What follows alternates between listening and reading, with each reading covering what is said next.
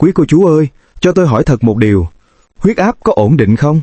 Quý cô chú có hay cảm thấy mệt mỏi, đi bộ nặng chân hoặc tay chân lạnh ngắt vào buổi sáng không? Nếu câu trả lời là có, quý cô chú có biết động mạch của mình đã cứng lại tới 30% một cách thầm lặng?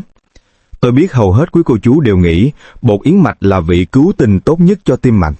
Nhưng đây là sự thật gây sốc. Bột yến mạch thông thường chưa đủ sức mạnh để chống lại mảng bám tích tụ suốt nhiều thập kỷ. Sau 60 tuổi, cơ thể mình cần một lá chắn mạnh mẽ hơn để máu lưu thông tốt đến các cơ quan quan trọng. Tôi cũng từng như quý cô chú, cảm thấy lo lắng khi những dấu hiệu tuổi già xuất hiện. Nhưng may mắn là tôi đã tìm ra công thức bí mật. Hôm nay, tôi sẽ chỉ cho quý cô chú cách thêm 4 nguyên liệu đơn giản vào 9 chén yến mạch hàng ngày để biến nó thành một bữa ăn tăng cường tuần hoàn mạnh mẽ. Lời hứa của tôi rất rõ ràng.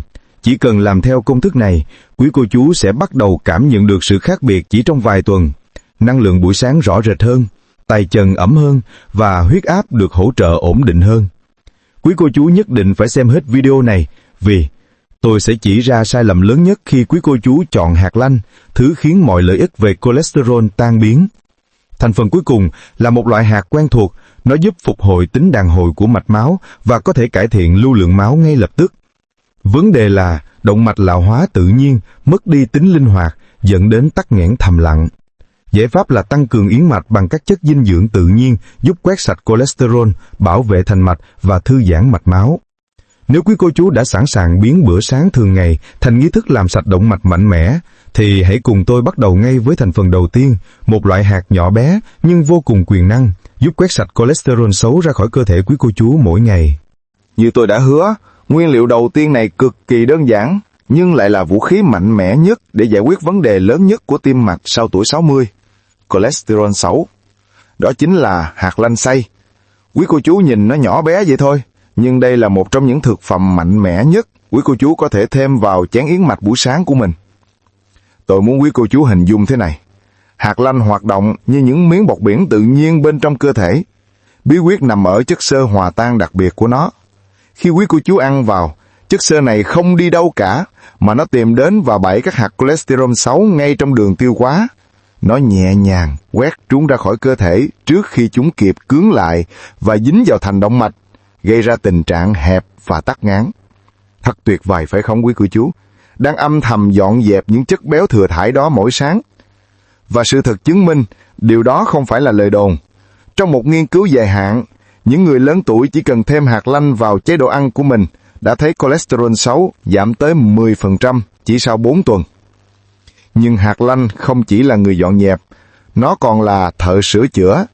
Nó giàu omega 3 thực vật, hay còn gọi là axit alpha linolenic. Chất này đi nuôi dưỡng lớp lót bên trong động mạch, giúp giữ cho chúng mềm mại và đàn hồi. Điều này giảm đáng kể nguy cơ hình thành các vết nứt vi mô. Những vết nứt nhỏ xíu là nơi mảng bám bắt đầu xuất hiện sớm nhất. Khi động mạch quý cô chú trơn tru và linh hoạt, máu sẽ dễ dàng đưa oxy đến tim, não và chân mà không gặp trở ngại nào. Quý cô chú sẽ thấy những thay đổi nhỏ nhưng ý nghĩa, là dấu hiệu rõ ràng của tuần hoàn máu tốt hơn. Da dẻ có tông màu sáng hơn, thở nhẹ nhàng hơn khi đi bộ và tay chân ấm áp hơn vào buổi sáng. Tuy nhiên, quý cô chú cần nghe kỹ điều này vì đây là một sai lầm phổ biến có thể làm mất đi tất cả lợi ích. Quý cô chú phải luôn chọn hạt lanh đã xay. Nếu ăn hạt nguyên vẹn, chúng thường đi thẳng qua cơ thể mà không được tiêu hóa, nghĩa là quý cô chú mất hết công sức và lợi ích. Hãy nhớ xay hạt lanh và cất trong tủ lạnh để bảo quản dầu tự nhiên. Chỉ cần một muỗng canh cho vào yến mạch ấm là đủ. Vừa rồi, chúng ta đã biến hạt lanh thành người quét dọn cholesterol. Bây giờ, quý cô chú hãy cùng tôi đối mặt với một kẻ thù khác. Một kẻ thù thầm lặng khiến động mạch của mình ngày càng cứng và giòn theo năm tháng. Tôi đang nói về quế, nguyên liệu thứ hai.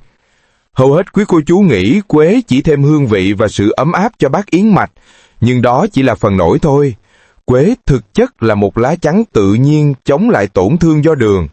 Quý cô chú có biết rằng, một trong những nguyên nhân hàng đầu khiến động mạch bị xơ cứng chính là sự phản ứng của đường với các protein trong mạch máu, tạo thành các hợp chất dính, cứng nhắc. Quá trình này gọi là glycation.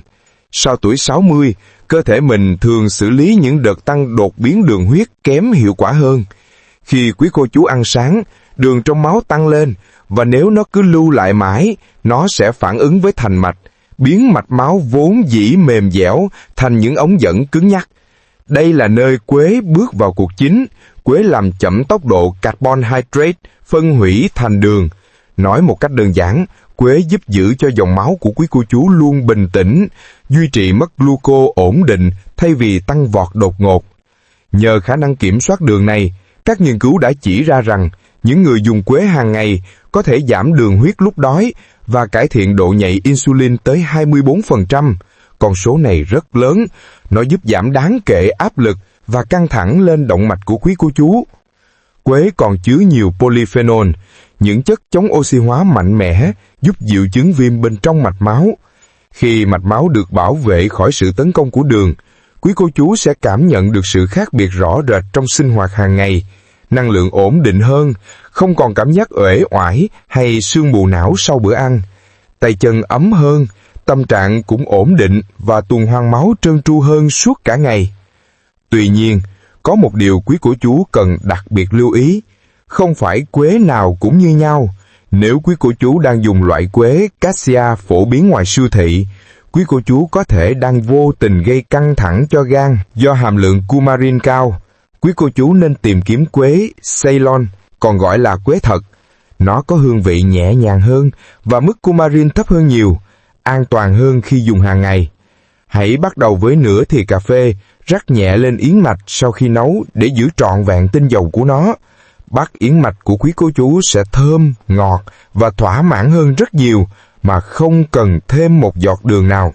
Sau khi đã dọn dẹp cholesterol bằng hạt lanh và bảo vệ mạch máu khỏi đường bằng quế, bây giờ quý cô chú cần một đội quân sửa chữa.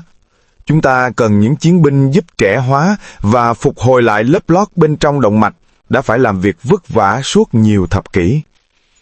Và người thợ sửa chữa tôi muốn giới thiệu chính là Việt Quất. Nguyên liệu thứ ba quý cô chú cần thêm vào yến mạch.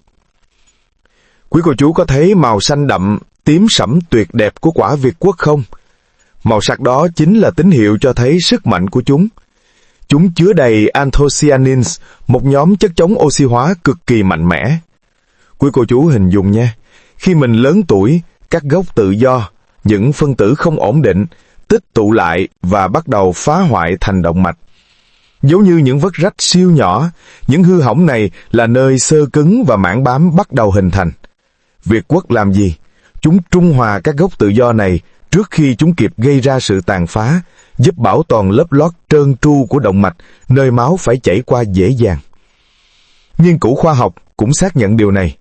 Một nghiên cứu quan trọng chỉ ra rằng, những người lớn tuổi ăn một cốc Việt Quất mỗi ngày đã thấy cải thiện đáng kể độ cứng của động mạch và chức năng nội mô. Điều này có nghĩa là mạch máu của quý cô chú có thể co giãn và đàn hồi hiệu quả hơn. Việt Quất giúp động mạch thư giãn hơn và nhờ đó nó còn giúp hạ huyết áp bằng cách cải thiện mức nitric oxide. Tôi biết những thay đổi này nghe có vẻ nhỏ trên giấy tờ, nhưng trong cuộc sống hàng ngày, chúng mang lại sức sống thật sự. Quý cô chú sẽ thấy nhịp tim ổn định hơn, sự tập trung được cải thiện và sức bền tốt hơn. Nhiều người lớn tuổi đã thêm Việt Quất vào chế độ ăn, báo cáo rằng họ cảm thấy nhẹ nhàng, tỉnh táo hơn và thoải mái hơn khi đi bộ hoặc làm việc nhà. Ngoài ra, Việt Quất còn là một đồng minh thiết yếu cho tim vì chúng ngăn ngừa oxy hóa, giai đoạn mà cholesterol xấu bắt đầu cứng lại và dính vào động mạch. Ngăn chặn quá trình oxy hóa này là chặn đứng mảng bám ngay từ đầu. Tuy nhiên, có một lưu ý nhỏ mà tôi muốn quý cô chú ghi nhớ để nhận được tối đa lợi ích. Khi thêm Việt Quất vào yến mạch, quý cô chú hãy dùng nửa cốc Việt Quất tươi hoặc đông lạnh. Tôi khuyến khích dùng loại đông lạnh vì chúng thường được cấp đông nhanh chóng ngay khi đạt độ chín tối ưu, nên hàm lượng chất chống oxy hóa không thua kém gì quả tươi. Quan trọng nhất, quý cô chú tuyệt đối tránh các loại Việt Quất đóng hộp hoặc ngâm trong siro, vì lượng đường bổ sung đó sẽ làm mất đi toàn bộ công dụng bảo vệ tim mạch mà chúng ta đang tìm kiếm. Nguyên liệu thứ tư, và cũng là thứ cuối cùng, chính là quả ốc chó. Quý cô chú biết không, quả ốc chó không chỉ là một món ăn giòn tan, ngon miệng, nó là một liều điều chỉnh hàng ngày cho mạch máu của quý cô chú. Trong tất cả các loại hạt, quả ốc chó chứa nồng độ omega 3, chất chống oxy hóa và một loại axit amin độc đáo tên là L-arginin cao nhất. Và đây chính là bí mật. L-arginin sẽ được cơ thể quý cô chú chuyển hóa thành nitric oxide. Nitric oxide là một phân tử tín hiệu cực kỳ quan trọng. Nó giống như người chỉ huy nói với các động mạch, thư giãn đi. Sau tuổi 60, việc sản xuất nitric oxide tự nhiên bị giảm sút. Đó là lý do tại sao người lớn tuổi thường cảm thấy tay chân lạnh, vết thương lâu lành hoặc huyết áp cao hơn. Bằng cách phục hồi mức nitric oxide nhờ quả óc chó, chúng ta đang giúp đảo ngược xu hướng này. Chúng giúp giữ cho động mạch mềm dẻo và linh hoạt, cải thiện việc cung cấp oxy đến khắp cơ thể.